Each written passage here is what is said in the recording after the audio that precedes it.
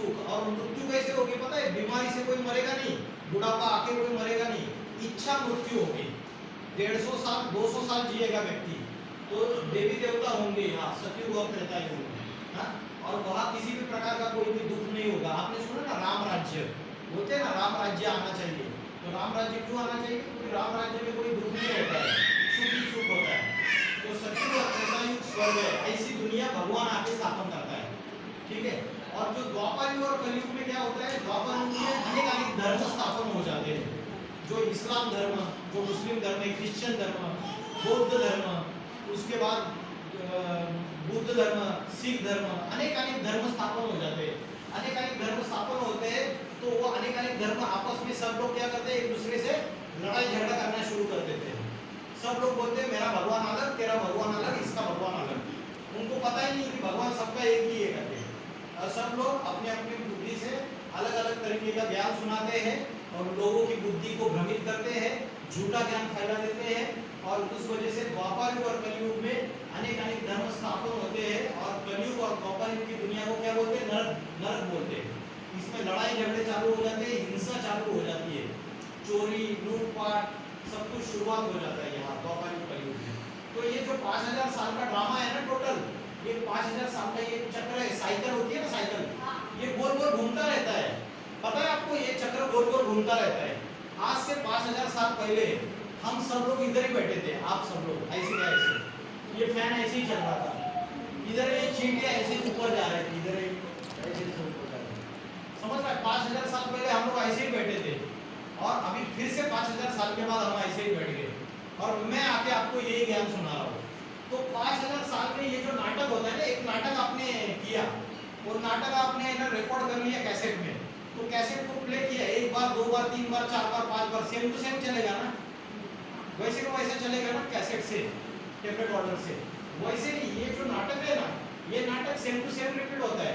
5000 साल पहले 3 दिन के लिए हम लोग ऐसे ही आए थे, लता बहन हम लोग सब आए थे, आप लोगों से बातचीत किया था। 5000 साल के बाद फिर से ये ड्रामा रिपीट होगा और सतयुग, त्रेता युग, द्वापर युग, कलयुग, कलयुग के अंतिम समय आएगा, ये सृष्टि में स्वर्ग स्थापन करेगा, कलयुग का विनाश हो जाएगा, एटम बम से, भूकंप से, ज्वालामुखी से ये दुनिया खत्म हो जाएगा और फिर से नया दुनिया शुरुआत हो जाएगा। समझ रहे हैं? ये गोल गोल गोल गोल घूमता रहता है चक्र, ठीक है। तो ये मैंने आपको गोले का चित्र बनाया और बताया। और मैंने क्या बताया आपको? जब परमात्मा आके पढ़ाई पढ़ाता है तो हम क्या बनते हैं? मनुष्य से देवता बनते हैं। कैसे बनते हैं? लक्ष्मी नारायण जैसे बनते हैं। तो लक्ष्मी नारायण को इतना ये अलंकार दिखाया है ना, ये इतना अलंकार दिखाया है, तो क्या ऐसा अलंकार पहनते हैं क्या? वो ऐसे अलंकार नहीं पहनते हैं। जैसे उनके अंदर जो जो दैवी गुण है, जो अच्छे अच्छे गुण है, उसको चित्रकार ने अलंकार के रूप में दिखाया हुआ है। जैसे किसी के अंदर समझो किसी के अंदर पवित्रता का गुण है, तो उसको पवित्रता के कंगन पहना दिए, या पवित्रता के जो कंगन है ये पहना दिए। तो उनके अंदर जो जो जो जो अच्छे अच्छे गुण है, उसको चित्रकार ने चित्र के रूप में दिखाई दिया, ठीक है। तो लक्ष्मी नारायण का राज्य शुरुआत हो जाता है। तो स्वर्ग के रचयिता और उनकी दैवी रचना, लक्ष्मी नारायण का राज्य शुरुआत होने के बाद उनको 2 बच्चे पैदा होते हैं। उनका नाम है राधा और कृष्ण। लक्ष्मी नारायण से सतयुग में, सतयुग का पहला प्रिंस, सतयुग का पहला राजकुमार कृष्ण, श्री कृष्ण और राधा, ये दोनों बच्चे पैदा हो जाते हैं। तो आज की दुनिया में जैसे बच्चे पैदा होते हैं स्त्री और पुरुष को, वैसे बच्चे पैदा होते हैं क्या? नहीं। इनको जो बच्चे पैदा होते हैं वो योग बल के आधार से, योग बल के आधार से, माना ये इतने पवित्र बन जाते हैं कि इनके जो आपस के वाइब्रेशन है, तरंगे हैं, इनके सोच के आधार से ही इनको बच्चे पैदा होते हैं। आज की दुनिया में जो जनसंख्या बढ़ रही है द्वापर युग और कलयुग में, तो ये जो जनसंख्या बढ़ रही है तो ये मैथुनी सृष्टि तैयार हो रही है, ठीक है। लेकिन परमात्मा आके भोग बल से संतान पैदा करना नहीं सिखाता, योग बल से संतान पैदा करना सिखाता है। इधर लिखा है सतयुगी दैवी स्वराज्य आपका ईश्वरीय जन्म सिद्ध अधिकार है। क्या है? ईश्वरीय जन्म सिद्ध अधिकार है कि मतलब ये जो नई दुनिया आने वाली है, ये जो सतयुग आने वाला है, ये इसमें हम देवी देवता बनने वाले हैं, ये हमारा अधिकार है ना। इसी दुनिया में हमको जाना है, हमारे जीवन का यही लक्ष्य होना चाहिए। आज की दुनिया में डॉक्टर वकील इंजीनियर बन रहे हैं, लेकिन क्या कर रहे हैं, उनके उनके जो माताजी पिताजी होते हैं वो क्या करते हैं, बहुत पैसा खर्च कर देते हैं, लाखों करोड़ों पैसा खर्च कर देते हैं, उनको बहुत पढ़ाई पढ़ा देते हैं, वो बड़े डॉक्टर बन जाते हैं, इंजीनियर बन जाते हैं, वकील बन जाते हैं, फिर क्या करते हैं, विदेश में चले जाते हैं, और माता पिता बूढ़े हो गए, फिर बाद में आते हैं और माता पिता को कहाँ डाल देते, वृद्धाश्रम में, कहाँ डाल देते, वृद्धाश्रम में है? तो आज की दुनिया में जो शिक्षा है, जो पढ़ाई है, उससे सबका बुद्धि बुद्धि सुधर रहा है या बुद्धि में गलत चीजें भी आ रही है, मतलब अनैतिकता बढ़ रही है, नैतिकता कम हो रही है। तो परमात्मा आके लक्ष्मी नारायण का राज्य स्थापन कर देता है। उसके बाद आपको ये सीढ़ी का चित्र दिख रहा है, सीढ़ी का चित्र, तो सीढ़ी में ये 4 युग दिखाए गए, सतयुग, त्रेता युग, द्वापर युग और कलयुग। अभी ये सीढ़ी का जो चित्र है ना, ये भारत के उत्थान और पतन के 84 जन्मों की कहानी है। भारत के उत्थान और पतन के 84 जन्मों की कहानी है। तो भारत जो है, नाम पड़ा है, तो भारत कोई व्यक्ति भी होना चाहिए, किसी व्यक्ति के नाम के आधार पे इस देश को नाम भारत पड़ा, तो वो व्यक्ति कौन है पता है आपको, जो शंकर वाली जो आत्मा है, या तो राम को हो उसको, जिसमें परमात्मा प्रवेश करके अभी ज्ञान दे रहे, जो बाबा जी का नाम बताया मैंने, वही व्यक्ति जो है, वो व्यक्ति सतयुग में जाके शंकर से क्या बनेगा, नारायण बनेगा।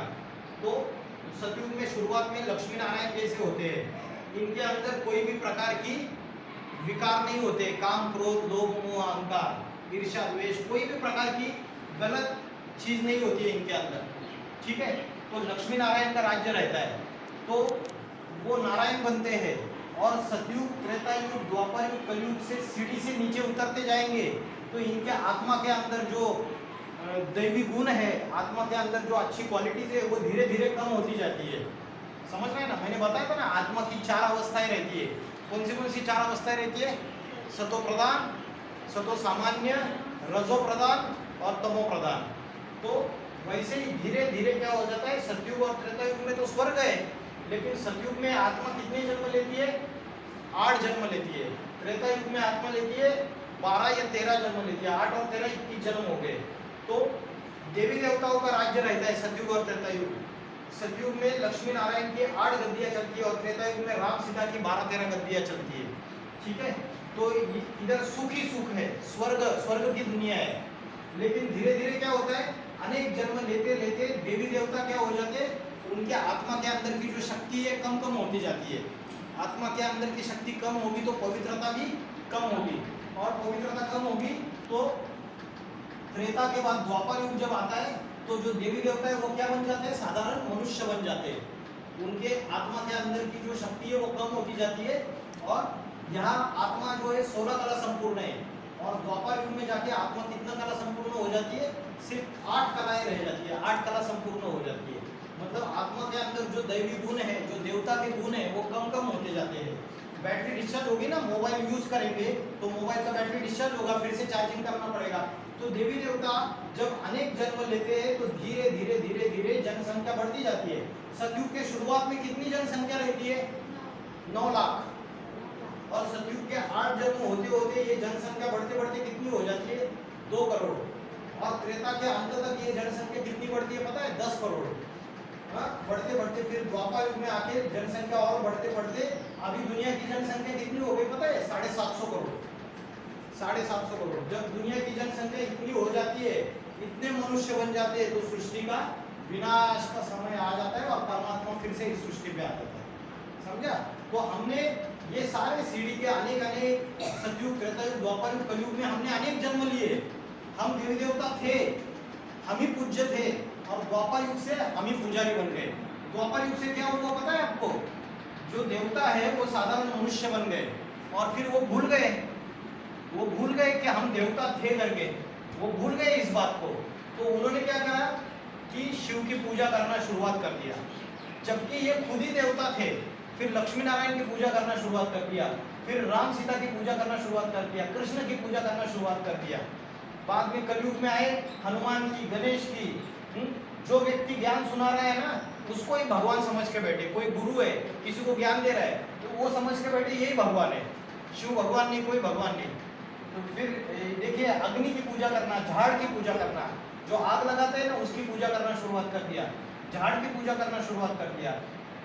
वो ऐसे ऐसे ऐसे ऐसे भक्ति जो है ना, भक्ति बढ़ने गई और भक्ति जो है व्यभिचारी भक्ति हो गई। अनेक अनेक देवताओं की पूजा करना शुरुआत कर दिया। जड़ जड़ झाड़ है ना, ये जड़ होता है, अग्नि भी जड़ होती है, इनकी भी पूजा करना शुरुआत कर दिया। ठीक है, तो ये जैसे ये जो है सतयुग और त्रेता युग ये स्वर्ग की दुनिया है, नई दुनिया है, और ये द्वापर युग और कलयुग ये नरक की दुनिया है। तो द्वापर युग है रजो प्रधान और कलयुग है तमो प्रधान। तमो प्रधान मतलब कलयुग के अंदर पाप ही पाप बढ़ जाते हैं, सबके अंदर 5 विकार आ जाते हैं, काम क्रोध लोभ मोह अहंकार, और उसकी वजह से हमारे अंदर राक्षसी गुण प्रवेश कर लेते हैं और दुनिया नीचे नीचे गिरती जाती है। तो भारत के 84 जन्मों की उत्थान की और पतन की कहानी, तो ये दुनिया कैसे नीचे गिरती गई, कैसे द्वापर युग से क्या हुआ, अनेक अनेक धर्म स्थापन हो गए, इस्लाम धर्म, बौद्ध धर्म, क्रिश्चियन धर्म, सिख धर्म, अलग अलग धर्म स्थापन हो गए।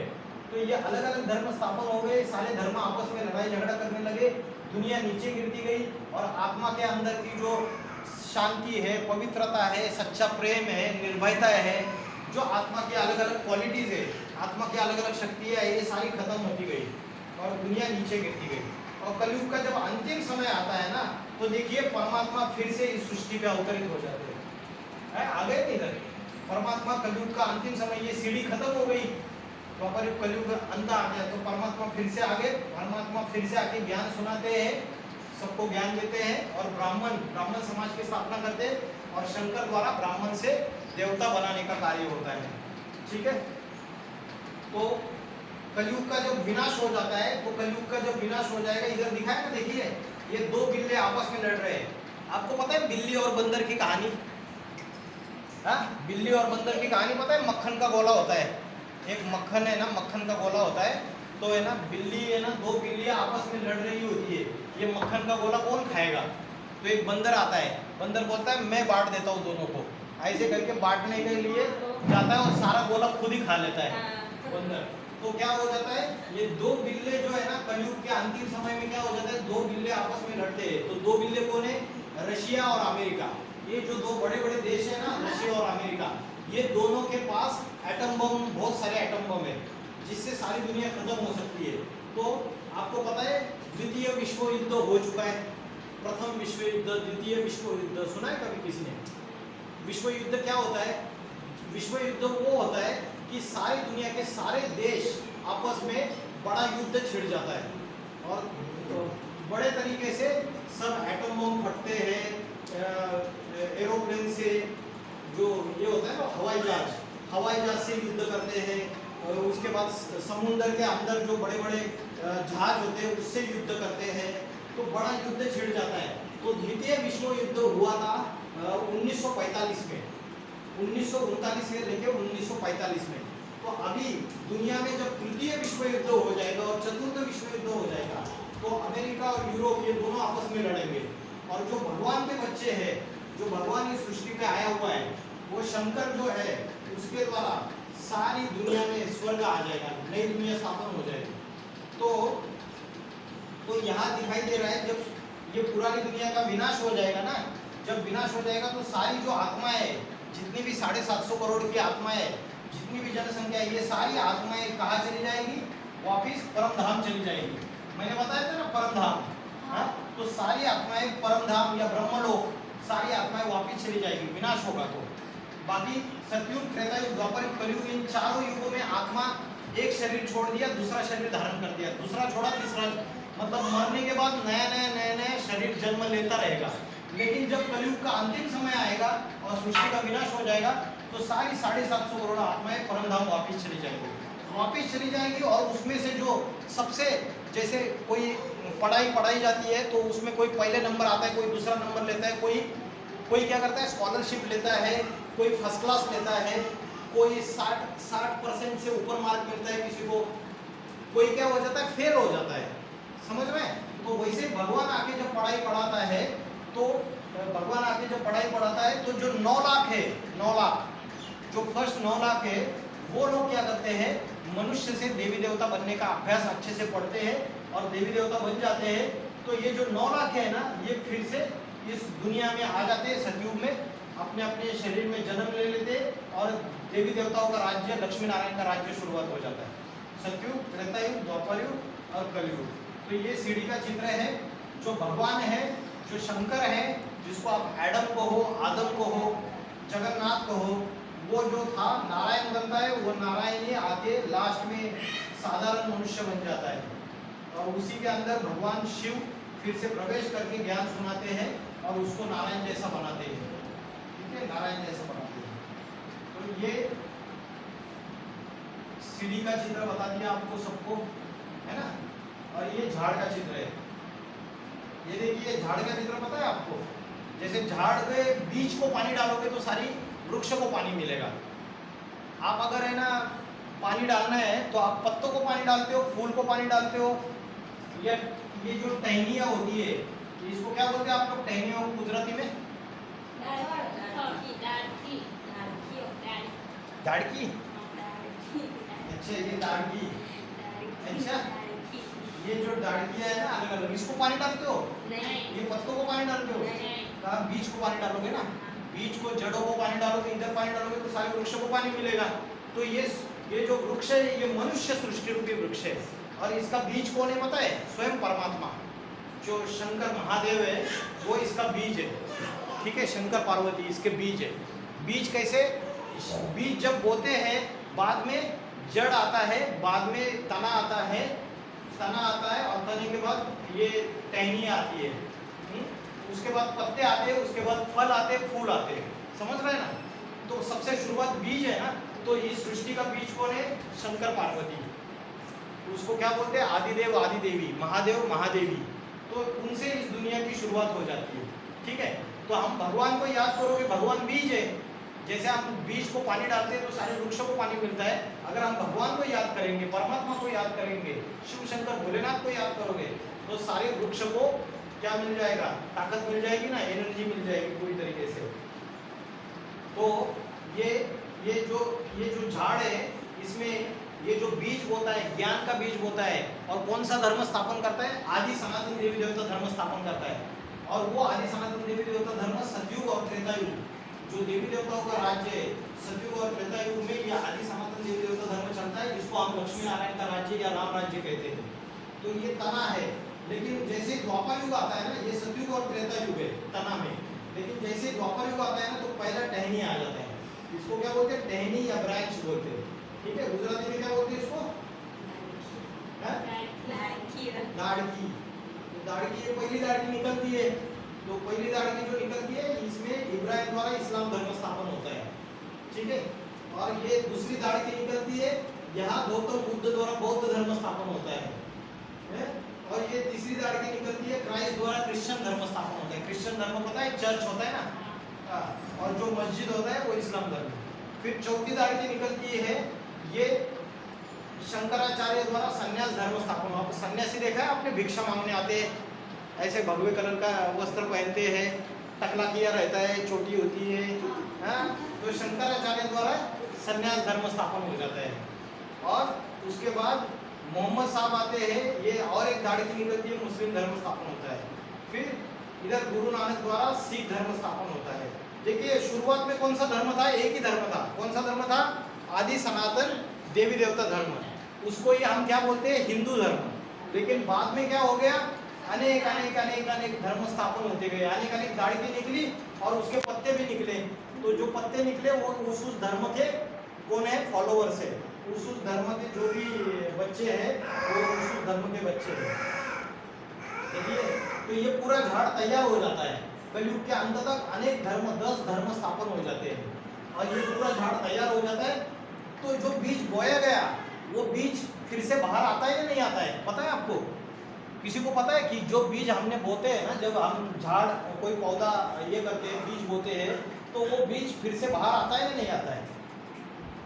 कोई खेती नहीं किया कभी लाइफ में? आता है। कब आता है? जब फल आएगा ना, उसमें भी पहला फल आएगा, उस पहले फल से वो जो बीज बोया था ना, वो बाहर आता है। समझा? वो पहला फल जो निकलेगा ना झाड़ को, उससे बाहर आ जाएगा।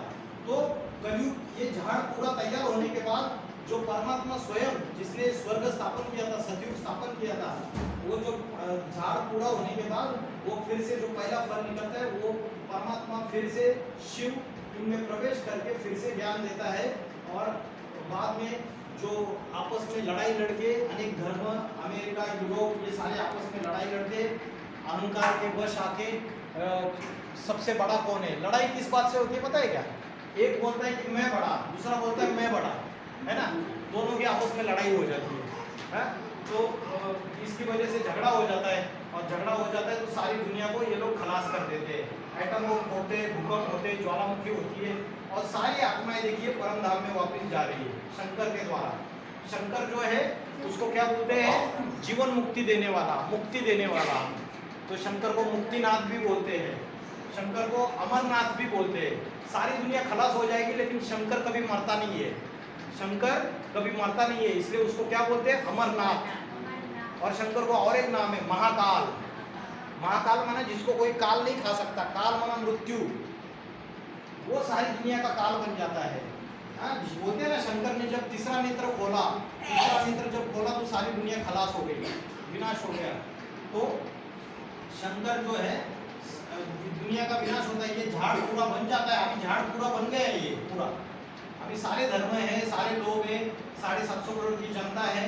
तो प्राकृतिक आपदाएं और गृह युद्धों द्वारा विनाश हो जाता है। गृह युद्ध मतलब हिंदू और मुस्लिम सारे लोग आपस में लड़ाई झगड़ा करेंगे, और गृह युद्ध हो गए, इस सारी दुनिया का विनाश हो जाएगा।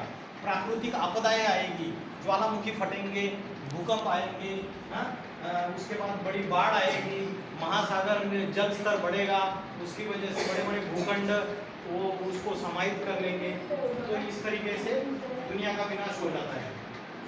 ठीक है, ये सारे चित्र हो गए, समझ में आया? ये पहला चित्र है त्रिमूर्ति का, दूसरा चित्र है गोला सृष्टि चक्र, तीसरा चित्र है लक्ष्मी नारायण, चौथा चित्र है कल्प वृक्ष, झाड़ का चित्र, कल्प वृक्ष भी बोलते हैं इसको। और ये पांचवा चित्र सीढ़ी। अरे सीढ़ी में कभी चढ़े या नहीं, और उतरे या नहीं? तो चढ़ना इजी होता है या उतरना इजी होता है? सहज कौन सा होता है? चढ़ना सहज होता है, उतरना सहज होता है, और चढ़ना बहुत मुश्किल होता है ना।